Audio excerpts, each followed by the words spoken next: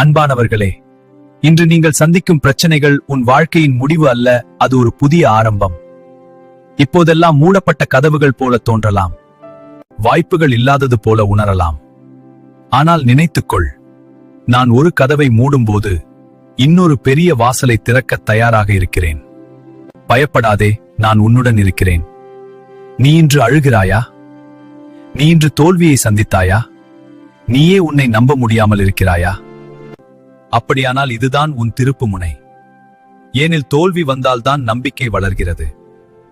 இருள் வந்தால்தான் ஒளியின் மதிப்பு தெரிகிறது.